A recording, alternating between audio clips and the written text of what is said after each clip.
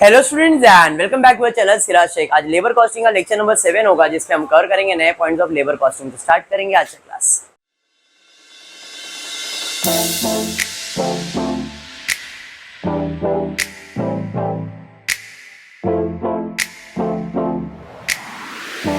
In the previous class labour cost सीखा था आपने। लेबर कॉस्ट में मैंने बताया था कि उसका बॉस जो भी उसको पैसा दे रहा है वो सब उसका इनकम है। हमको उसका टोटल कॉस्ट लेना है और फिर वो कितने आवर्स काम कर रहा है उससे डिवाइड करो तो रेट पर आवर मिलेगा। कितने यूनिट बना रहा है उतने यूनिट से डिवाइड करो तो रेट पर यूनिट मिलेगा। कितने डेज काम कर रहा है तो रेट पर डेज मिल जाएगा। कितने मंथ काम कर रहा है उतने मंथ से डिवाइड करो, रेट पर मंथ मिल जाएगा, and so on. In short indirectly अपने को यहाँ पे लेबर का rate per unit, per hour, per day, पर वीक, पर मंथ जो बोलेगा वो फाइंड करना है। और उसके लिए पहला उसको कितना पेमेंट दे रहे वो मालूम होना चाहिए। उसका टोटल पेमेंट को number of hours, number of unit, number of week, number of days, number of month से डिवाइड कर। समझ में आया क्या? प्रीवियस क्लास में हमने वही किया था। जैसे ये क्वेश्चन देखते हैं क्या दिया है।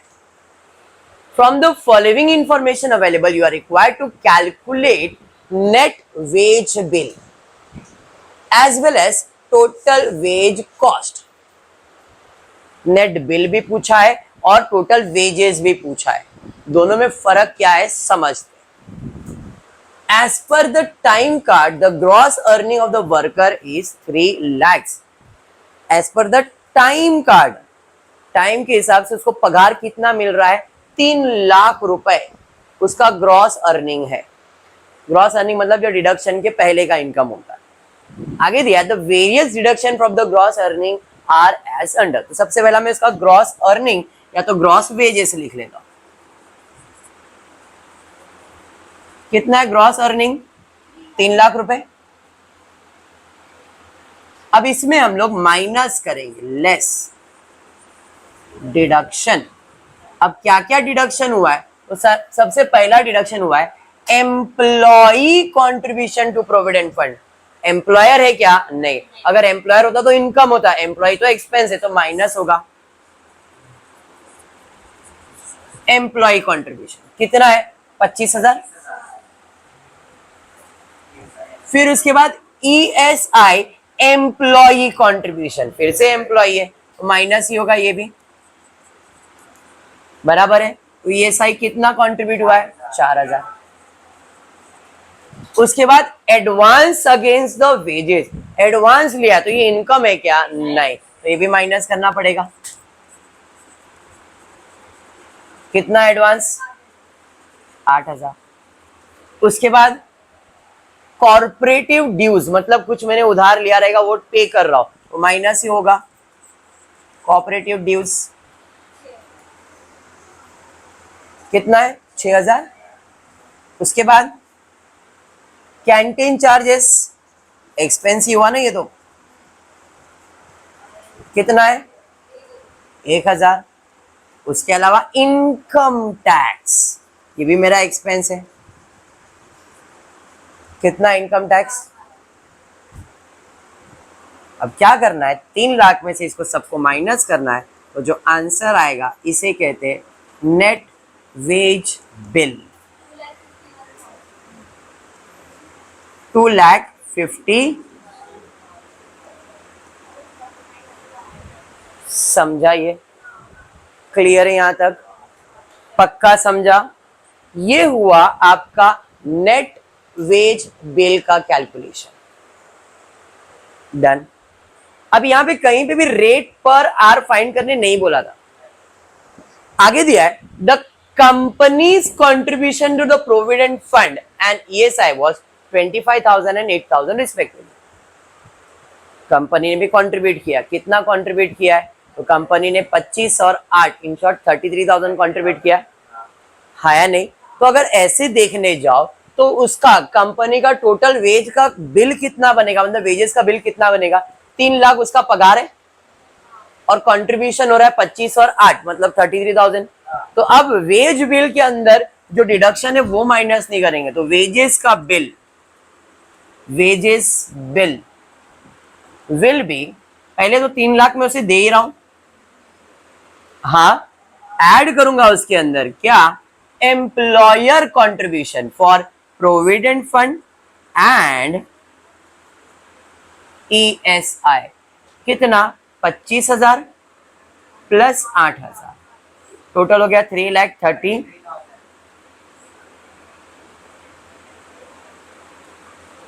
ये हो गया वेज बिल। समझा? हमको कैसे समझेगा सर किस टाइप का सम है, क्या करना है? अगर ये आपके दिमाग में है कि सर हमको कैसे समझेगा, आपने पहला वो टेलर मेरी वो सब करवाया, अब ये तो कुछ अलग ही हो रहा है। ये अलग नहीं है, ये कंसेप्ट नहीं है, ये सिंपल सा, कोई आपको बोल रहा है भाई इसका पगार निकालो ना, तो पगार निकालने के लिए इंफॉर्मेशन दिया, तो आपको कॉमन सेंस यूज करना है कि पगार कैसे निकलता है। जो मैं उसको इनकम दे रहा हूँ उसका पगार है, और खाली अगर उसका टोटल निकालने का उसको कितना मिलेगा तो उसको हाथ में इतना मिलेगा, और अगर मैं बिल बना रहा हूं तो मैं इतना बिल बना के मालिक को दूंगा, मालिक उसमें से उसका जो भी डिडक्शन है माइनस करेगा, तो ये इतने का बिल बनेगा और ये उसके हाथ में इतना पैसा आएगा। समझा? हाँ, नहीं या हाँ? चलिए ठीक है, बढ़ते नेक्स्ट क्वेश्चन में, थोड़ा बहुत समझ में आया, आगे बढ़ते। सेम वापस से आपको सैलरी का बिल बनाने बोला, मतलब वेजेस का बिल बनाने बोला है, तो देखते क्या बोला है। Mr. A, an employee of XYZ company, gets the following emoluments and benefits। मतलब उसको क्या क्या उसके कंपनी से मिल रहा है उसका डिटेल दिया है। पहला तो उसको सैलरी, अब लेबर को सैलरी नहीं होता, लेबर को वेज होता है, तो भाई इसने सैलरी वर्ड यूज किया है बट वो एक्चुअली में वेजेस ही है, तो उसका वेजेस है 2,500 रुपए पर मंथ, डियरनेस अलावेंस है 5,250 पर मंथ, एम्प्लॉई कॉन्ट्रीब्यूशन, तो इनकम होगा क्या, नहीं, एम्प्लॉई कॉन्ट्रीब्यूशन तो provident fund was 8% of salary and day, bonus income है, अदर अलावेंसेज है 20% of salaries and day. Mr. A work for 2,400 hours per annum, out of which 400 hours are non-productive but treated as a normal idle. You are required to find out effective hours of the cost of A। यहाँ पे employ नहीं होगा, यहाँ पे employer रहेगा, correction रहेगा जहां तक मुझे लग रहा है, इसके लिए बोल रहा हूं, एम्प्लॉयर है ना, क्लियर है, पक्का? चलिए तो फिर स्टार्ट करते हैं। सबसे पहला उसका वेजेस लिया जाएगा, वेजेस, मैंने वेजेस लिखा है, आप सैलरी लिखना चाहो, सैलरी कितना है, 2,500 रुपए पर मंथ इंटू 12 करना पड़ेगा, कितना, 30,000, 30,000। उसके अलावा उसे मिल रहा है डियरनेस अलावेंस, कितना है डियरनेस अलावेंस, 5,250 इंटू 12, 63,000, टोटल हो गया 93,000। बोलना बेटा क्या हो गया, कोई डाउट है? डन है यहां तक, पक्का? आगे बढ़ते। उसके बाद employer contribution to provident fund and ESI is 8% of salary, तो भाई प्रोविडेंट फंड कितना, सैलरी एंड DA का 8%, तो 93,000 इंटू 8%, 7,440। बात समझ में आ गया? उसके बाद बोनस मिल रहा है, बोनस कितना है, 4%, तो 93,000 का 4%, 3,720। उसके बाद अदर अलावेंसेस, कितना अदर अलावेंस, 20% ऑफ सैलरी, मतलब 93,000 इंटू 20%, और कुछ नहीं, ठीक है, ओके। अब टोटल ले लेते हैं, कितना आ रहा है टोटल, 150,010। नहीं, रॉन्ग है, रॉन्ग है,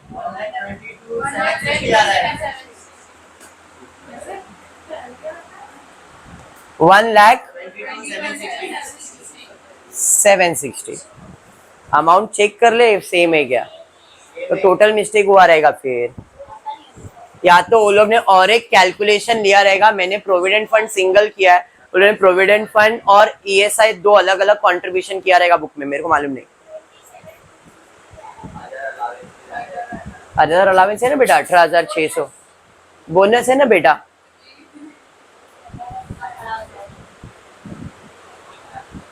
उन लोग का ये जो रहेगा ना प्रोविडेंट फंड 7,740 और एक रहेगा 7,740, एक ही कैलकुलेशन है।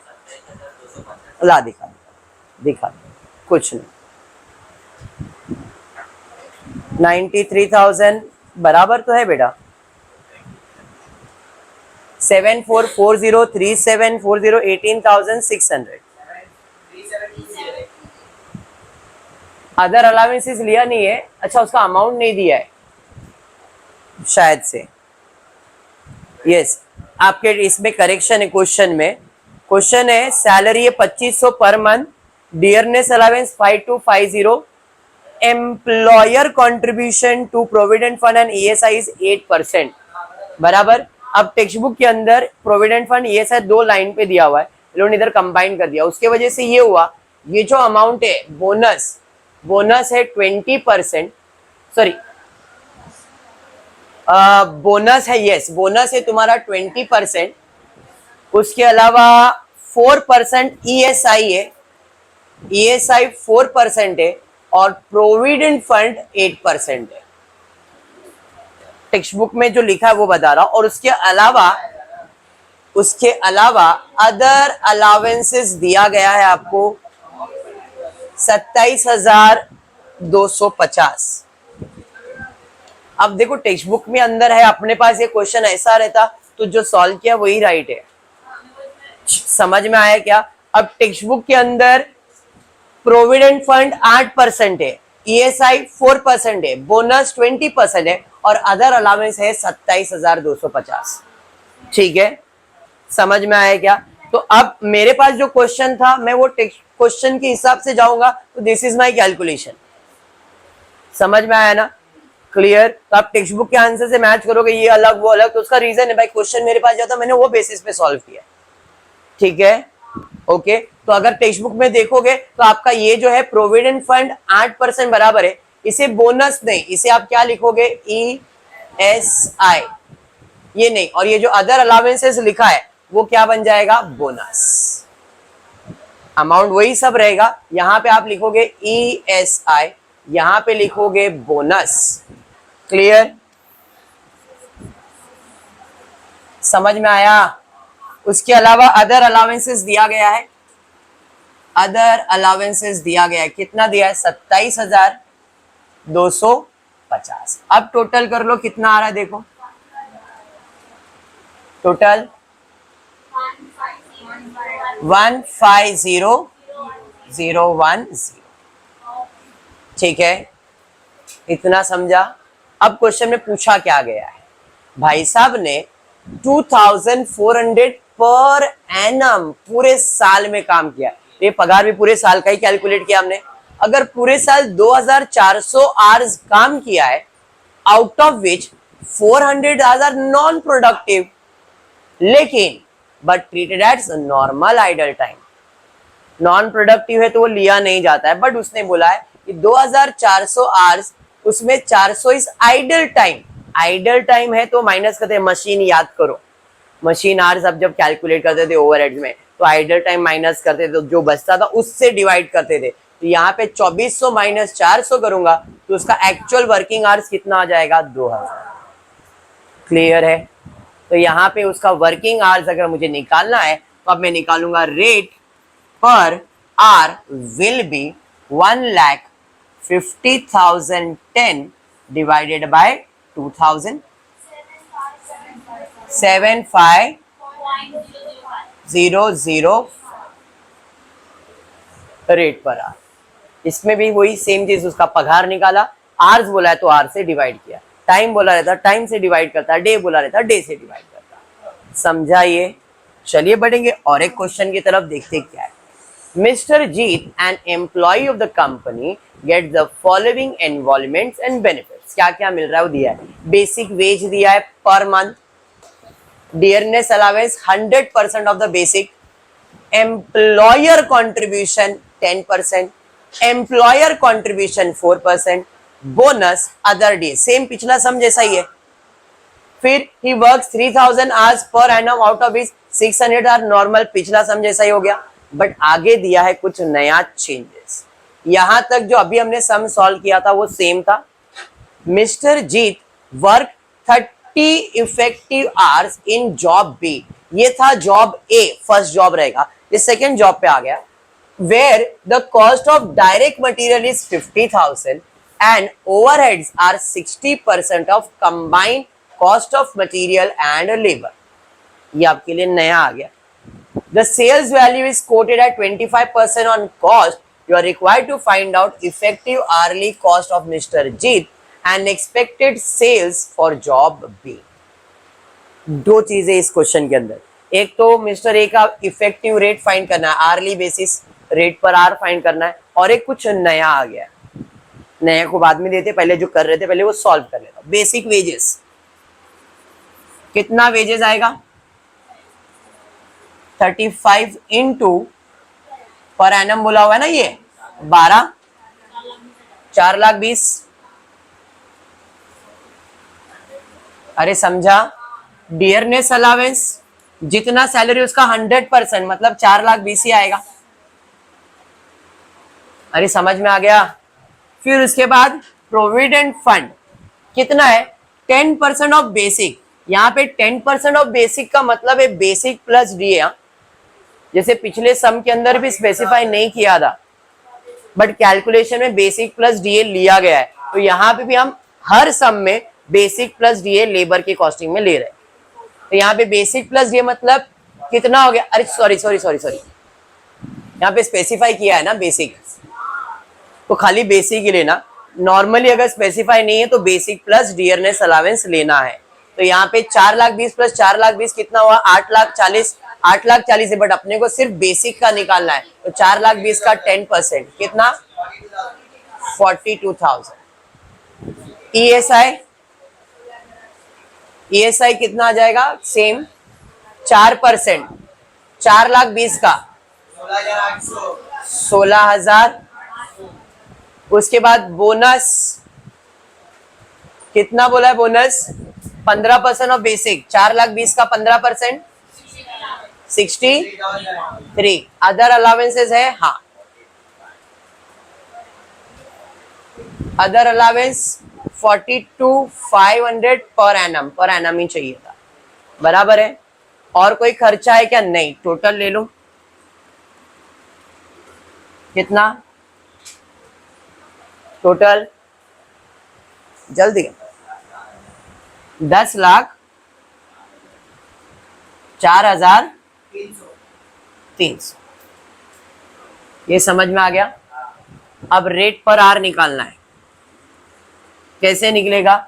10,04,300 डिवाइडेड बाय पूरे साल में कितने आवर्स थे, आइडल टाइम कितना चला गया, तो डिवाइड बाय, तो कितना आ रहा है?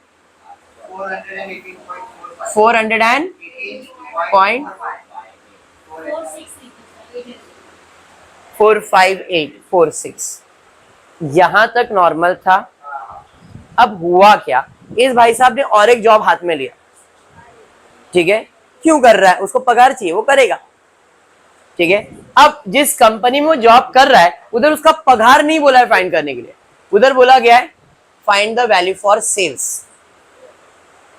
अब ये चीज के लिए टीवाई बीकॉम वाले को मैंने एक टॉपिक करवाया था जिसका नाम था cost sheet, direct prime cost. Sir हमको तो नहीं करवाया, फर्स्ट ईयर बैक बोलेंगे तो आपको याद भी नहीं करने का, आपको अपने आप होएगा। डायरेक्ट प्राइम कॉस्ट, फिर ऐड करेंगे फैक्ट्री कॉस्ट, तो फैक्ट्री कॉस्ट मिलता था या वर्क कॉस्ट, फिर वो कॉस्ट ऑफ प्रोडक्शन, ऑफिस आता था, कॉस्ट ऑफ प्रोडक्शन, ये सब चीज आपने किया, उसमें आपको सेल्स मिलता था, याद है? हाँ, तो इधर भी कुछ ऐसा ही है। अपने को मटेरियल का खर्चा दिया है, कितना दिया है? तो मटेरियल 50,000। ऐड करूंगा इसमें labour, direct material, direct labour, direct overheads होता है, पता है ना? तो लेबर नहीं पता है तो आप यहां पे सिर्फ ध्यान दो, पहले मटेरियल का कॉस्ट लिखा, अब लेबर का कॉस्ट लेंगे। लेबर को कितना दे रहे हैं अपन, 418.45 पर आवर।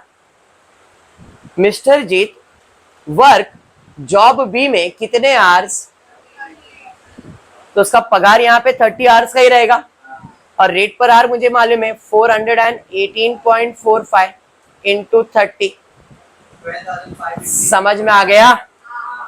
तो मटेरियल था 50,000 और ये आया 53.5, तो 54 कर देता ना। डायरेक्ट एक्सपेंस दिया नहीं है तो मुझे मिल जाएगा प्राइम कॉस्ट, कितना 62,554 बराबर। अब उसके अलावा उसने बोला है overheads 60% of combined cost of material labour. तो मटेरियल का खर्चा मालूम है, लेबर का खर्चा मालूम है, टोटल आया, इसका कितना परसेंट निकालने बोला है, 60%। खर्चा है तो ऐड करूंगा इसके अंदर ओवरहेड्स, 60% इसका 37,532.32 ना ले लो, तो मुझे मिल जाएगा कॉस्ट कितना 92 नहीं 1,00,086 1,86,000। अब मुझे फाइंड करना है सेल्स। कॉस्ट में प्रॉफिट ऐड होगा तो सेल्स मिलेगा, बेसिक यही है। और उधर बोला है प्रॉफिट कितना है 25% ऑन कॉस्ट। याद रखो कॉस्ट प्लस प्रॉफिट सेल्स होता है ये फॉर्मूला। प्रॉफिट ऑन कॉस्ट बोला है तो कॉस्ट 100 होगा, और प्रॉफिट ऑन सेल्स बोला है तो सेल्स 100 होगा। यहाँ पे प्रॉफिट ऑन कॉस्ट बोला है तो कॉस्ट 100, प्रॉफिट 25, तो सेलिंग प्राइस कितना आएगा। अब मुझे इन तीनों में देखो, ये कॉस्ट है, ये प्रॉफिट, ये सेल्स है, मालूम क्या है, कॉस्ट का अमाउंट मालूम है, तो कॉस्ट कितना परसेंट हुआ, तो अगर 100% 1,86,000 है तो 25% कितना, क्रॉस मल्टीप्लाई, 1,86,000 का 25% निकालो, 25,000 021 22 ले लेता हूं ना, 20,000 बराबर है सर। बेटा यहाँ पे 6 है, वो 8 है,